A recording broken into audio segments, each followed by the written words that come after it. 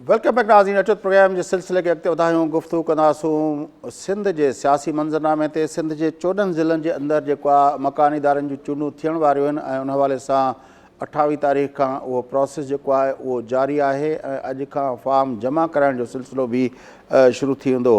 बहरहाल उन हवाले सां हिकिड़ी जेका डेवलपमेंट थी आहे मुख़्तलिफ़ धुरियुनि जे राॼनि भाॻनि जा ऐं मुख़्तलिफ़ पार्टियुनि जा मेड़ाका उहे पंहिंजी जाइ ते, पर सिंध जे क़ौम परस्तनि जो इत्तेहाद इलेक्शन के हवाले से ठहण जो सिलसिलो काफ़ी अरसे खां ॿुधंदा पिया अचूं। कंहिं ज़माने में सिंध क़ौमी इत्तेहाद के प्लेटफॉर्म तां भी सिंध के क़ौम परस्तनि इलेक्शन में बीहण जो फ़ैसिलो कयो हुयो। उनखां पोइ वरी असांखे 13 जे चूंडुनि खां पहिरें 4 जमातुनि जो इत्तेहाद नज़र आयो हो, जंहिंमें सिंध यूनाइटेड पार्टी ऐं उनखां अलावा अवामी तहरीक ऐं उनखां अलावा डॉक्टर कादिर मक्सी जी सिंध तरक़ी पसंद पार्टी ऐं उन वक़्तु सेव सिंध मूवमेंट के नाले सां पंहिंजो हिकिड़ी पार्टी हुई जंहिंजी सरबराही जेको आहे पंहिंजो शाह साहब कंदा हुआ। बहरहाल उहो पोइ वरी पार्टियूं उहो इत्तेहाद जेको आहे अॻिते हली जेको आहे उनमें भी को फ़ाइदो ख़ातिर ख़्वाह नतीजा न निकिता। उनखां पोइ वरी इहो सिलसिलो गुफ़्तगू जो जारी रहियो त सिंध जे क़ौम परस्तनि जो को इत्तेहाद हुजे। गुज़िरियल भेरे भी जेको आहे 12 जमाती इत्तेहाद हिकिड़ो ठहियो हुयो 13 जे चूंडुनि खां पहिरें। पोइ उहे 4 ई क़ौम परस्त पार्टियूं उन्ही जो हिसो थी वियूं हुयूं ऐं उनखां पोइ वरी जेको असां ॾिठोसीं त 18 जे चूंडुनि में GDA जे सां गॾिजी जेको आहे क़ौम परस्त धुरियुनि जेको आहे उहो इलेक्शन लड़ी हुई। पर बहरहाल हाणे हिन वक़्तु जेका आहे हिकु दफ़ो ॿीहर क़ौम परस्तनि जो इलेक्शनी इत्तेहाद जे हवाले सां मुंहुं वलतड़ आहे। इहा ॻाल्हि जेका आहे मुख़्तलिफ़ वक़्तनि ते थींदी रही, पर गुज़िरियल महीने जेको आहे उन हवाले सां तरक़ी पसंद पार्टी जी मेज़बानी में हिकिड़ो इजलास सॾायो वियो ऐं उन सिलसिले में अॼु भी हिकिड़ो इजलास थियो आहे जे डॉक्टर कादिर मक्सी जंहिंमें शामिल थियो आहे, जंहिंमें लाल शाह अवामी जमहूरी पार्टी जो सदर ऐं सिंध सोशल डेमोक्रेटिक पार्टी जो सदर आलम बिरोही साहब, जॾहिं त क़ौमी अवामी तहरीक जो नायब सदर डॉक्टर अज़ीज़ टालपुर साहब ऐं जेको आहे अवामी राज तहरीक जो सदर खलील शेख शाह साहब ऐं सिंध हारी कमेटी जो सदर समर जतोई साहब, सिंध सागर पार्टी जो सरबराह मोमिन मेमन साहब जेके उहे शरीक थिया आहिनि ऐं ईंदड़ इजलास 20 मई ते जेको आहे उहो रखियो वियो आहे। बहरहाल पहिरें इजलास में सिंध यूनाइटेड पार्टी जी शिरकत थी हुई, पर हिन भेरे सिंध यूनाइटेड पार्टी उन में शरीक न थी आहे। क़ौम परस्तनि जो इलेक्शनी इत्तेहाद ऐं ख़ासि तरह उन वक़्तु जॾहिं चूंडूं अची वञनि इन ते गुफ़्तगू करण लाइ असां राब्तो कयो आहे मुल्क जे सीनियर सहाफ़ी नामिर तजनिगा जनाब सुहेल सांगी साहब सां। सुहेल सांगी साहब सलाम अलैकुम। सांगी साहब कीअं था ॾिसो क़ौम परस्त पार्टियुनि जो चूंड इत्तेहाद? ज़ाहिर त इनखे जेको आहे सो हिकिड़ो चइबो आहे न सुठो सवण उहो माण्हुनि खे लॻंदो त क़ौम परस्त धुरियूं जेके आहिनि से गॾिजियूं थियनि। हिकिड़े अरसे खां इहा क़ौम परस्तनि खां फरमाइश थींदी रही त भई तव्हां जेको आहे इलेक्शन में बीहो था त उन जे लाइ हिकिड़ो जेको चइबो न त हिकिड़ो तव्हां बैंक में अकाउंट खोलींदा आहियो, तीअं वोटनि जो हिकिड़ो अकाउंट त खोलियो ऐं उहो अकाउंट खुले त उन में पतो त पए न भई एतिरा माण्हू जेके आहिनि से क़ौम परस्तनि खे वोट ॾियनि था। त उन जे तौर ते त इहो हिकिड़ी मतिलबु त ठीकु हिकिड़ी मूव आहे ऐं उन में अञा ताईं त इलाही सारियूं शयूं जेके आहिनि से मूंखे फ्री में छाकाणि जो माज़ी में जेके जीअं तव्हां ॻाल्हि कई पई त जेके थींदा रहिया आहिनि उहे इन ते थींदा रहिया आहिनि भई अगेंस्ट पीपुल्स पार्टी ऐं उन्हनि जेको आहे पीपुल्स पार्टी जी जेको लाहौर या इस्लामाबाद जे पीपुल्स पार्टी मुखालिफ़ जेके धुरियूं उन सां गॾिजी करे बल्कि उन्हनि जी छटी हेठां बीह करे इत्तेहाद ठाहियो वियो। उहो इंडिपेंडेंट जेको सिंध जो इत्तेहाद थिए उन तौर ते न हुयो ऐं मूंखे अञा ताईं त इन में इहा ॻाल्हि क्लियर थियणु बाक़ी आहे त इहे जेके असांजूं क़ौम परस्त धुरियूं आहिनि उहे मथे जेको आहे सो उन्हनि धुरियुनि सां मिलनि थियूं जेके जंहिंजो जेको स्टांस आहे उहो एंटी पीपुल्स पार्टी आहे। पीपुल्स पार्टी जी मुखालफ़त जे लाइ हू सिंध में हिकिड़ी मुखालफ़त पैदा करणु चाहिनि था, रुकावट पैदा करणु चाहिनि था वग़ैरह वग़ैरह। त बेसिकली उन मतिलबु इहो थियो त उहे जेको बि नैरेटिव जंहिं ते उन्हनि इत्तेहाद कयो पिए माज़ी में उहो त कयो पिए ॿिए कंहिंजे नैरेटिव ते, पंहिंजे नैरेटिव ते क़ौम परस्तनि हिन खां अॻु में जेके इत्तेहाद थिया उहे न थी सघिया हुया। त हिन भेरे सभ खां इम्पॉर्टेंट जेका ॻाल्हि आहे उहा इहा आहे त क़ौम पर जेको इताद कनि उहो पंहिंजे नैरेटिव ते कनि। पोइ अॻिते हली भली ठीकु आहे उहो कंहिंसां मथे इताद कनि था, इस्लामाबाद जो या लाहौर जो या किथे जो, उहो हिकिड़ो अलॻि किसो आहे। पर घटि में घटि हिते जेको बेस में हुनजो इताद थियणु खपे उहो पंहिंजे नैरेटिव ते थियणु खपे, उहो ॾाढो अहम आहे। इन ॻाल्हि खे मतिलबु त असांखे जेको आहे सो असांजे सभिनी ॼणनि खे सोचणु खपे। ऐं इन में अञा बि हिकिड़ी ॿी शइ जेका वधीक इम्पॉर्टेंट आहे उहा इहा आहे त पीपुल्स पार्टी खे हिन वक़्तु क़ौम परस्तनि जे तरफ़ां चैलेंज करणु हिकिड़ो ॾुखियो कमु आहे। ॾुखियो कमु इन जे करे बि आहे जो पीपुल्स पार्टी पंहिंजी जेका सुञाणप पंजाब में या इस्लामाबाद वटि जेका कराई आहे उहा इन तौर ते कराई आहे त इहा सिंध जी जेका आहे सा क़ौम परस्त जमात आहे। हुन पाणी जे मामले ते, बिजली जे मामले ते, NFC अवार्ड जे मामले ते, पेटनि वारो जेको मामिलो उन ते, मतिलबु जेके बि इशू थींदा रहिया आहिनि उन्हनि सभिनी ते जेको आहे सो पीपुल्स पार्टी बाक़ाइदे पंहिंजी जेके मतिलबु त हुकूमत आहे, असेंबली आहे, जेके हुनजा मेंबर आहिनि उन खां वधीक उन ते हिकिड़ो बाक़ाइदे ठीकु ठाक असराइतो आवाज़ु उथारींदी रही आहे। ऐं नतीजे में उनखे जेको आहे सो इस्लामाबाद ऐं लाहौर बि हुनखे सिंध जी पार्टी जे तौर ते वरितो। ऐं हिते माण्हुनि में बि जेको आहे उनजी मुखालफ़त उहे शयूं पंहिंजी जाइ ते, ऐं उन ते ॿिया जेके बि एलिगेशन लॻनि था उहे पंहिंजी जाइ ते, पर इन जे तौर ते हुन हिकिड़ो इहो बेस ज़रूरु ठाहियो जंहिंजे करे उहो थियो आहे। पर हिकिड़ी ॻाल्हि आहे त बेनज़ीर भुट्टो साहिबा जी हयाती ताईं मुशरफ जे ॾींहनि ताईं पाणी जे मसइले ते पीपुल्स पार्टी ऐं क़ौम परस्तनि जा गॾियल अलायंस ऐं गॾियल जलसा, गॾियल रैलीज़ असांखे नज़र आयूं।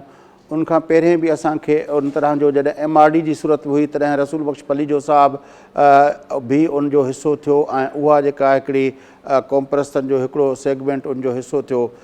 पर हिन भेरे जेको आहे असां ॾिठो आहे त जॾहिं खां 2008 जूं चूंडूं थियूं आहिनि उन वक़्त खां पोइ पीपुल्स पार्टी तोड़े ॿेटनि जे मामले ते वोकल रही, पर किथे बि पीपुल्स पार्टी ऐं क़ौम परस्तनि कंहिं जॉइंट प्लेटफॉर्म ते को गॾिया न आहिनि।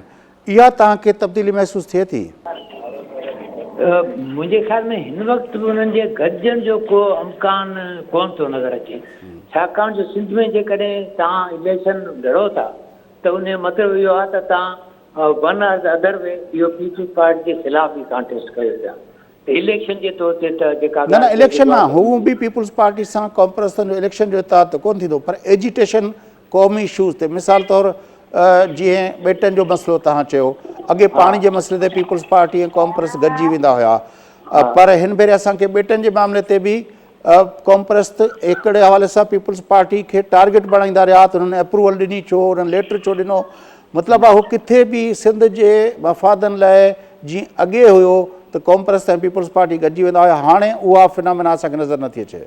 ॾिसो न, जेसिताईं पीपुल्स पार्टी हुकूमत में आहे तेसिताईं जेको आहे सो पीपुल्स पार्टी खे बि ऐं क़ौम परस्तनि खे ॿिन्ही खे हिक ॿिए सां जेको गॾिजण में जेको आहे उहो आर महसूसु थिए थो, उन्हनि खे हिकिड़ो प्रॉब्लम महसूसु। हाणे हिकिड़ो ॿियो पासो त चूंड जेका आहे इलेक्शन जो अमल जेको आहे उन जे लाइ हिकिड़ी डिफरेंट क़िस्म जी तव्हांखे तनज़ीमी स्ट्रक्चर खपे थो पियो, उन जे लाइ तव्हांखे हिकिड़ी डिफरेंट सघ खपे थी पई।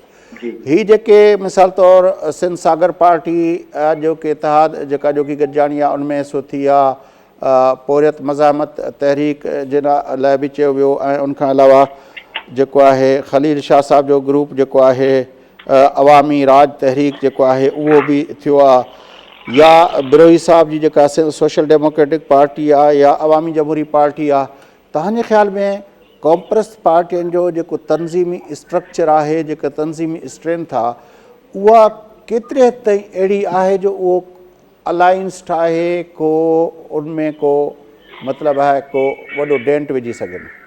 मां को नथो सम्झां त उहो को वॾो डेंट विझी सघनि था, छो त असांजो जेके बि इहे पार्टियूं आहिनि जंहिंजो तव्हां नालो वरिता पए, इन सभिनी जो जेको आहे सो हिक ई सतह ते को बि कंहिं हिकु हंधि जॻह तो थी सघे थो, पर मजमूई तौर ते जीअं खणी चइजे त उन्हनि जो को बि तनज़ीमी स्ट्रक्चर मौजूदु कोन्हे।